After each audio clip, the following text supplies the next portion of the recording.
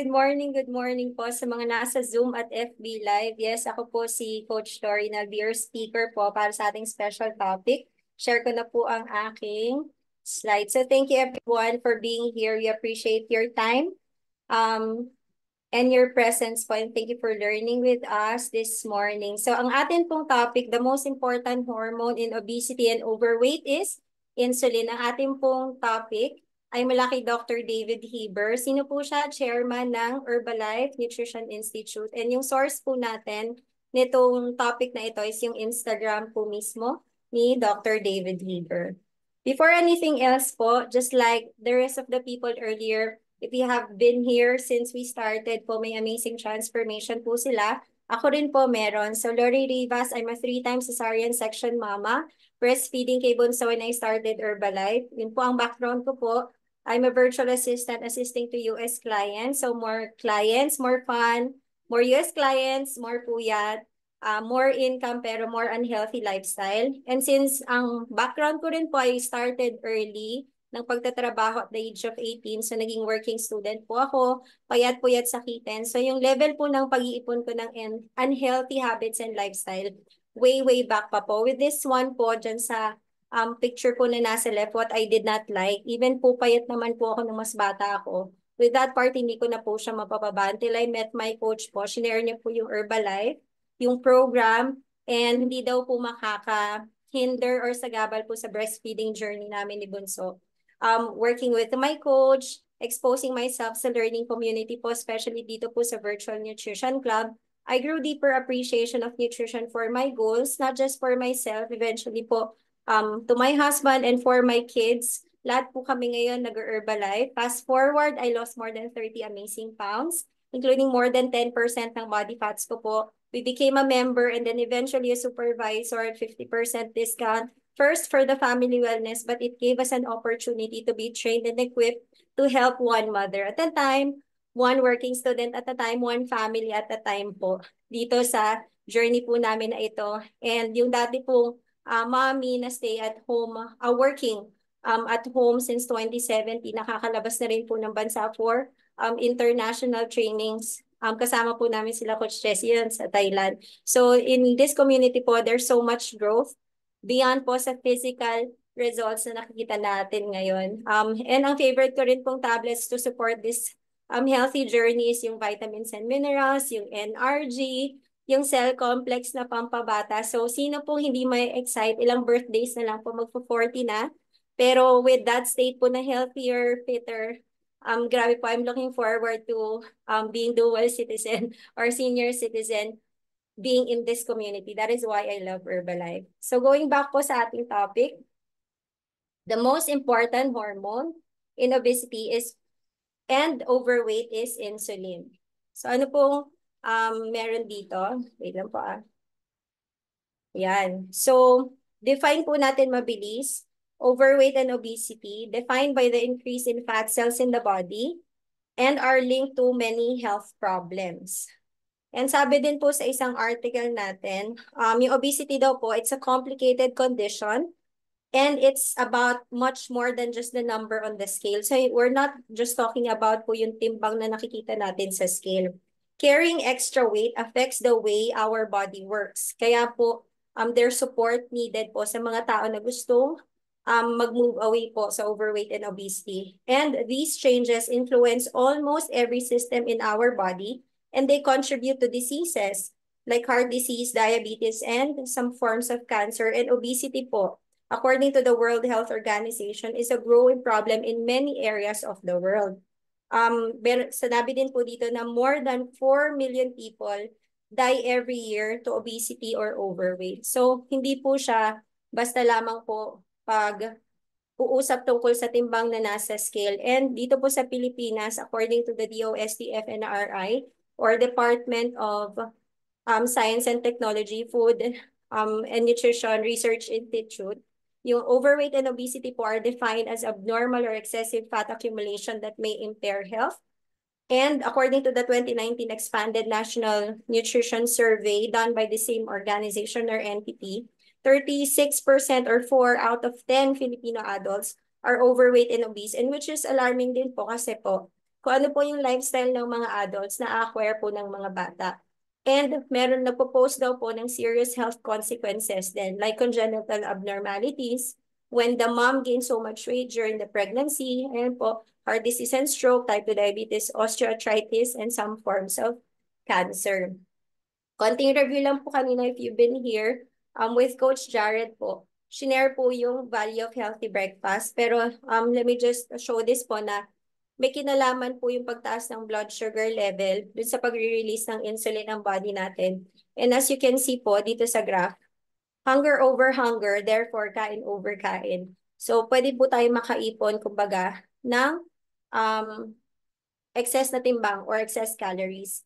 And as they're recommended by the doctors po, ayan, yung ating healthy breakfast shows, just basing on the graph po, normal blood sugar level at hindi po spiking din na pag-release ng insulin, which can help po with proper weight management and overall health and wellness. Quickly define lang po natin yung insulin.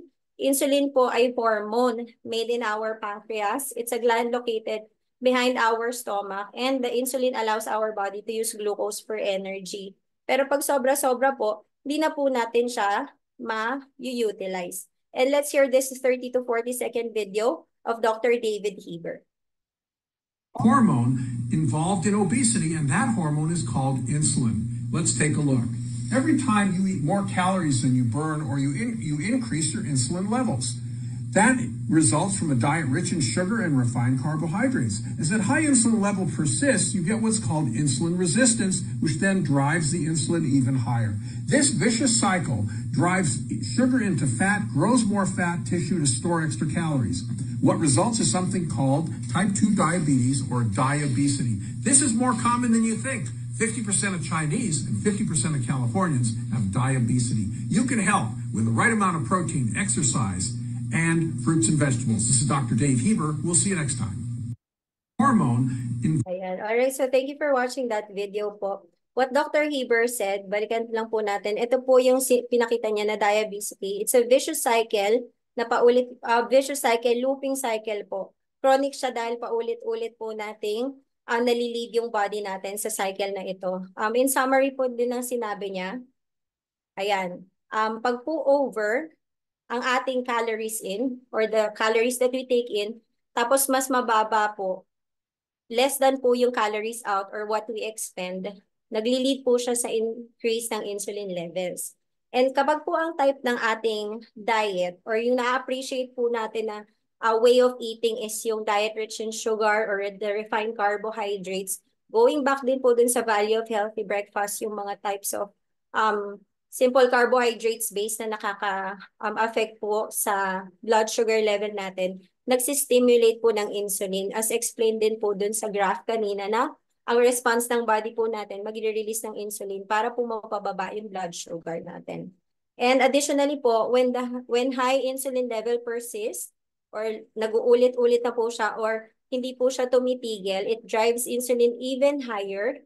So yung body po natin nagiging insulin resistant naman. So nagiging much more complicated po ang parang process ng ating body. Ayan. And continuing po, ayan, the vicious cycle drives sugar into fat cells, then grows more fat tissue to store extra calories, therefore leading our body po dun sa tinatawag na diabesity or type 2 diabetes. So hindi lang po siya basta dahil naging mahilig tayo sa matatamis, but nag-contribute na po dun sa overall natin na ginagawa over a period of time. And lastly po on this slide, diabetes or type 2 diabetes is very common and is a growing worldwide epidemic according to Dr. David Heber. And as mentioned po, it's 50% present in the Chinese and 50% present in Californians kasi po based siya sa California. Pero looking around po dito sa Philippines, sa mga family and friends po natin, marami po tayong makakatch na either nagwa-watch na po sila ng sugar, borderline, or sila po hindi na po nila na-catch yung symptoms before or inintindi yung symptoms before na nag-lead na po dun sa actual state of being diabetic. Ayan. What else do we have here? Yung recommendation po ni Dr. David Heber.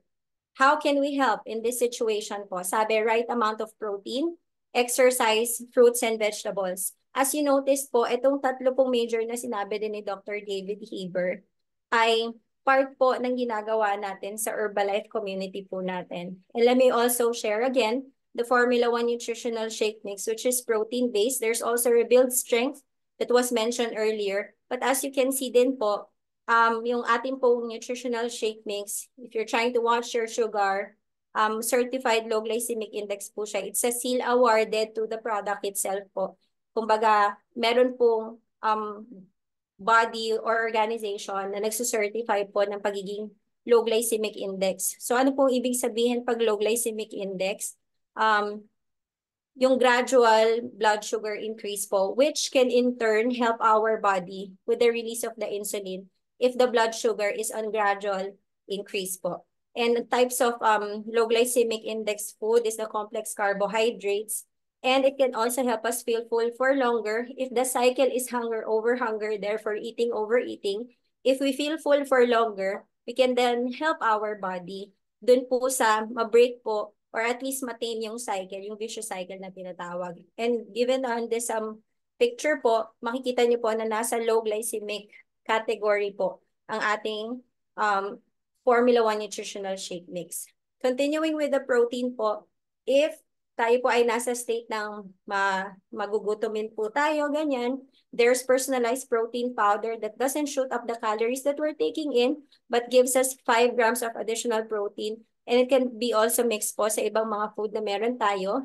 And if we're the type naman po na napapansin natin, snacking over snacking din po tayo, there's high protein iced coffee that can support yung protein na kailangan din ng body natin, lower in calories, but the healthier version of the iced coffee that we may be used to seeing or consuming po. And at the same time po, we promote it as coffee with nutrition. Additionally, na-share na po ito kanina. Sa Herbalife po, we teach about 80% nutrition, 20% physical activity or exercise. Dito pa lang po sa Virtual Nutrition Club, we have Tuesday and Thursday. We have Thursday for the workout. Pero other than that po, we can choose the activities that we enjoy. And we also promote and encourage everyone to appreciate physical activity kasi meron din po talaga siyang benefits for our body. And it can also contribute to the calories out na tinatawag po. Remember, when the calories in is more than the calories out, it stimulates or increases din po our insulin. And additionally, fruits and vegetables po. Ayan, fruits and vegetables. We have fiber-rich tablets in Herbalife such as the Fiber Bond and the Fiber and Herb. You can ask your sponsor or the coach or the person invited you hear about this one. This is a powerful tablet po that can supply additional fiber to our body, which can help as well to feel full for longer. And there's fat blocker and there's walis dun sa mga dumi natin sa bituka that can help with better digestion, better digestive health. And i-add ko na rin po yung herbal aloe concentrate. You might have heard of this earlier.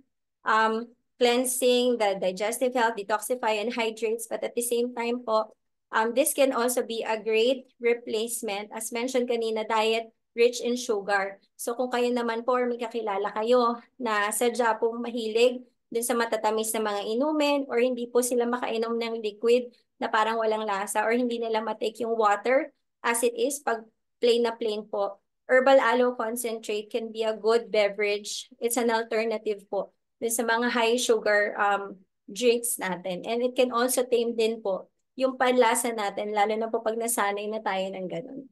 Ayan.